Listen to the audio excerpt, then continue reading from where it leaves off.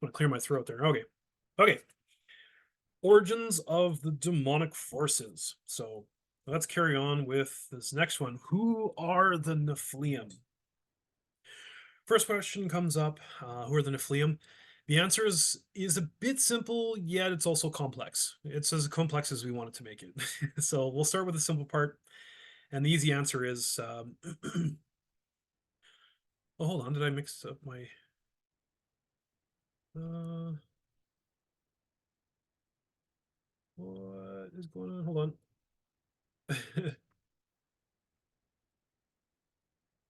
Okay, well, so we'll just. I'm missing a slide here for whatever reason. So, okay, well, I'll explain here. So the Nephilim are a mixture of. The simple answer is they're a mixture of the heavenly beings, the sons of God, and earthly beings, right? So the Nephilim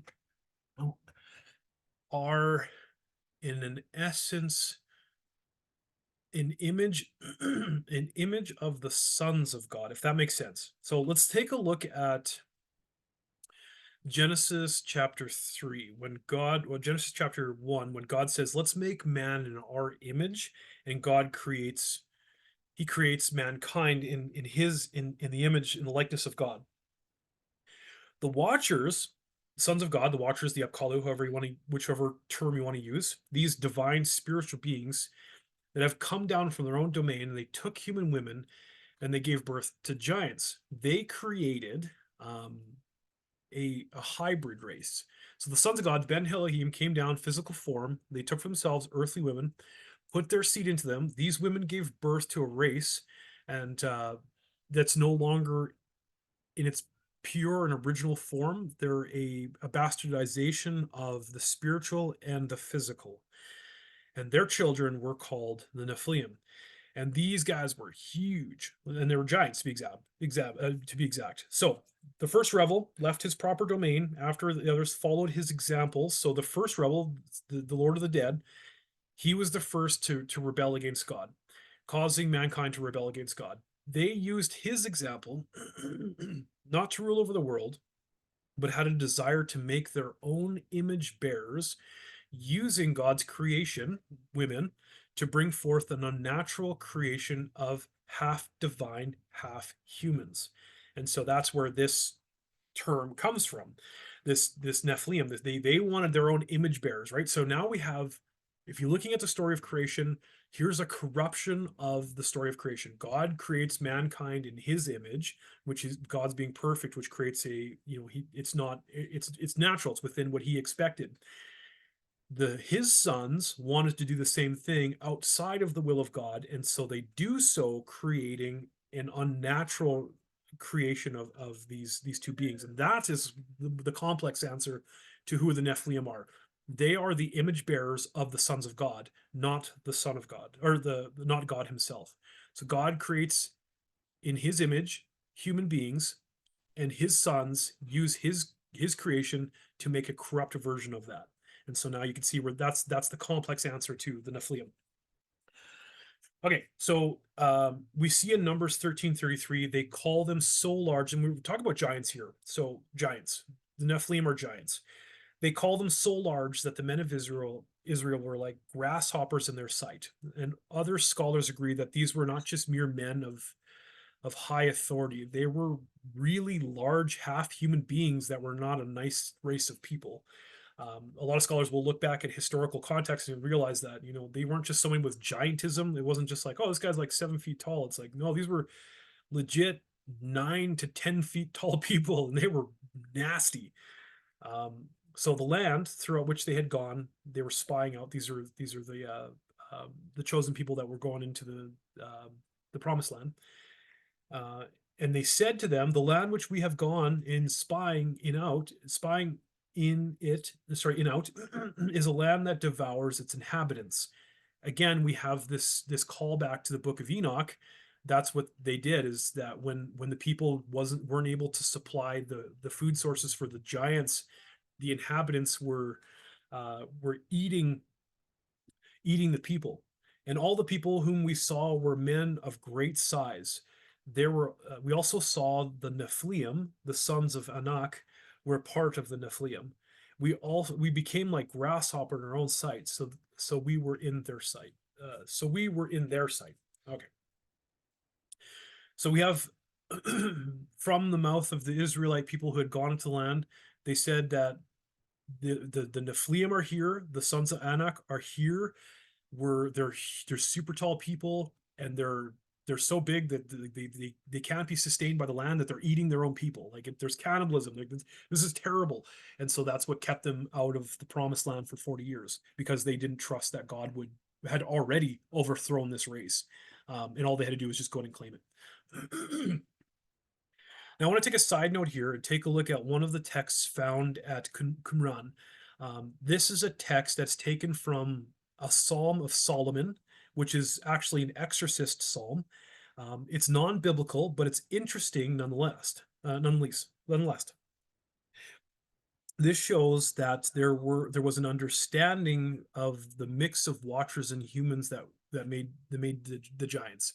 So not only do we have the Book of Enoch, we have the biblical, the Pentateuch, the Genesis account from the biblical narratives. We also have from the caves in Qumran,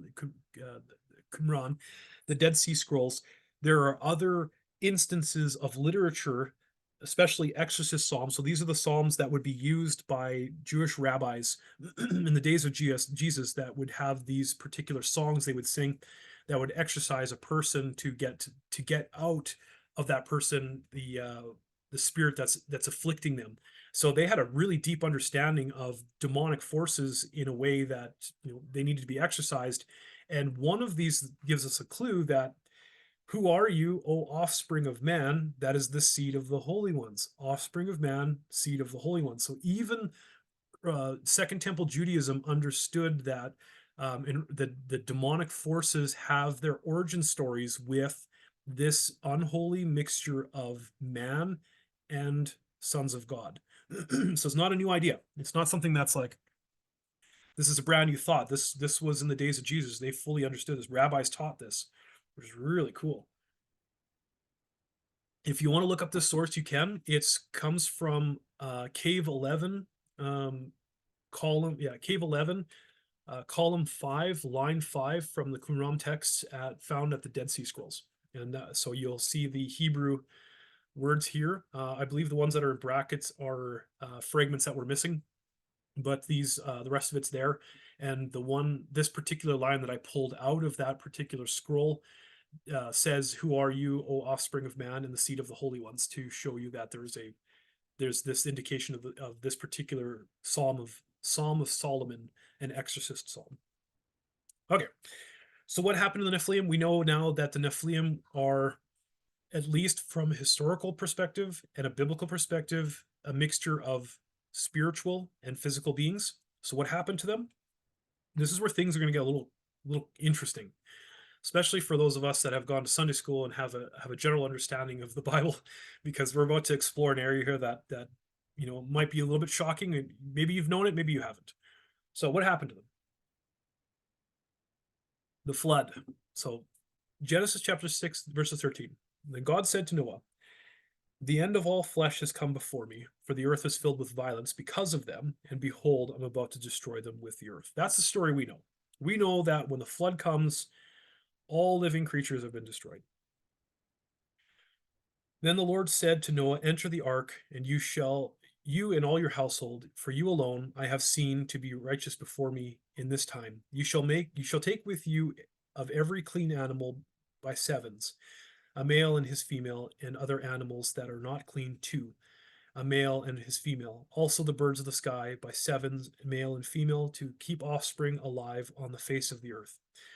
For after 7 more days I will send rain on the earth, and 40 days and 40 nights I will blot out from the face of the land every living thing that I have made."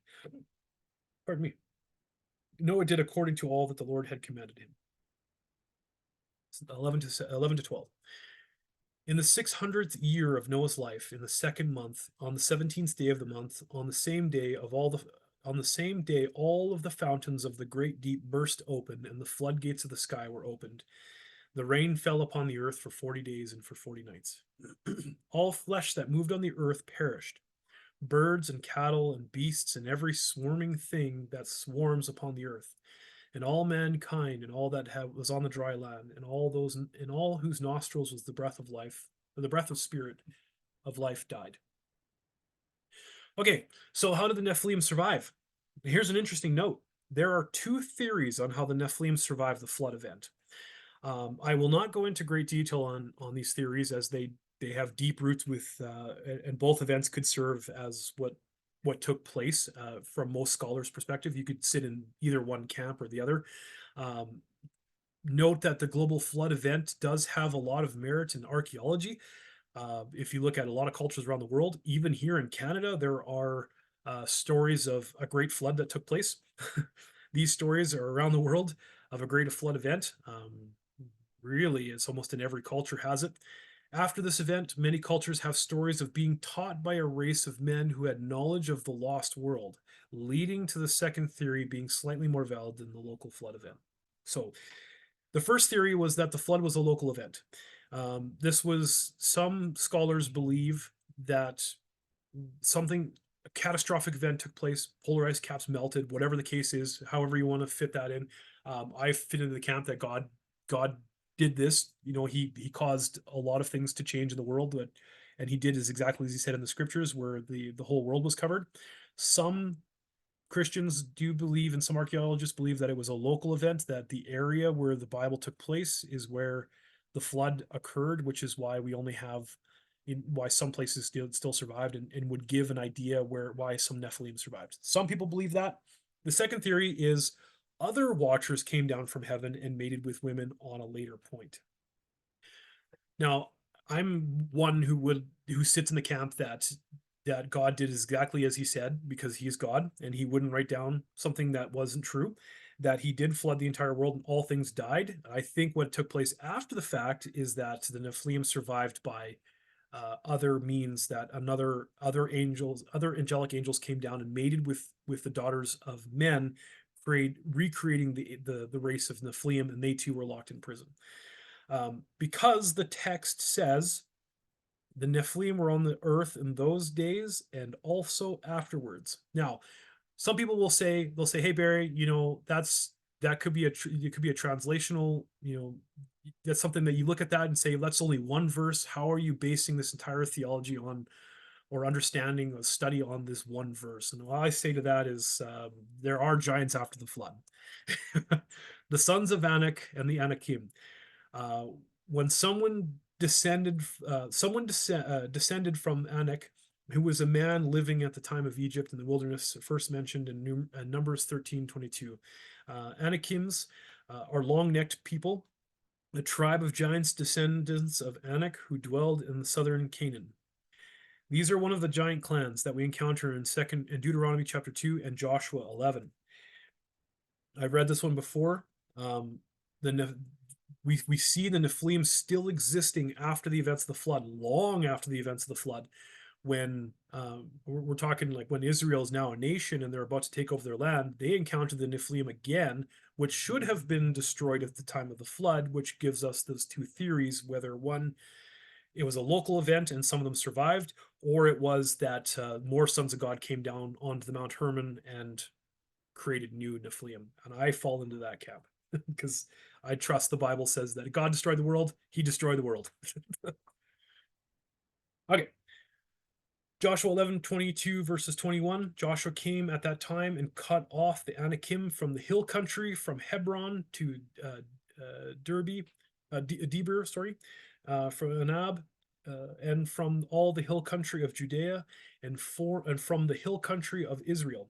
Joshua utterly destroyed them with their cities, and there were no more Anakim left in the land of the sons of Israel. Only in Gaza, in Gath, in Ashdod, some remained. So Joshua was like, mission accomplished. I destroyed all the giants except for these guys who live in Gaza, Gath, and Ashdod. So some giants did remain after the days of Joshua. But the Anakim were pretty well utterly destroyed out of the nation of Israel. They only remained in Gaza, Gath, and Ashdod, and a couple of them remained. And these last giants, we have biblical and historical elements to show that these champions came out of the army of the champions. The champion that came out of the armies of the Philistines was named Goliath, who was from Gath, whose height was 9 feet tall, and that was from 1 Samuel 17. We have Ishbi ben Nob, who is a brother of Goliath. We have Saph, who is a giant. We have Lami, who is a brother of Goliath. We have the giant of Gath, who had 6 toes and 6 fingers. And we have 4 other giants who are brothers of Goliath, who were eventually killed by King David. And the final giant who dies, which of those final 4 other giants, was killed by David. And thus ends the entire line of physical beings that descended from the sons of God who mixed with the daughters of men. They had the final one dies with King David, and those they no longer exist. And so that's it. That's a long history of giants from the days of Noah till the days of King David. That's a long lineage. But then they're gone, right? So the Nephilim are dead. And so you're probably wondering, okay, well, why are we talking about Nephilim? What's the importance of the Nephilim? And I'm about to get to that, but I want to take a quick stop and look at the Rephaim. Now, we're going to take a look at what happens to giants after they had died, because we have giants right up until the King David times, and then we have this interesting term called Rephaim, and we're going to explore that. So, who are the Rephaim? We have Nephilim, and we have Rephaim. So the answer is not given super clearly in the Bible, as they're referred to at this point as Rephaim, and it's translated as ghosts of the dead, shades of another world for shades, and another word for spirits. So we have like Elohim, and this is kind of another word that they use for Elohim, but more kind of geared towards ghosts of the dead or shades of another word for spirits. So a few clues are found in Proverbs 21 and Proverbs 9. Most translations say dead, but the same word is used to say giants in other books, such as Deuteronomy chapter 3, 11 to 13, and Joshua chapter 12 and chapter 13. So I'm just going to, I said that really quickly, but I'll just kind of say a little slowly here.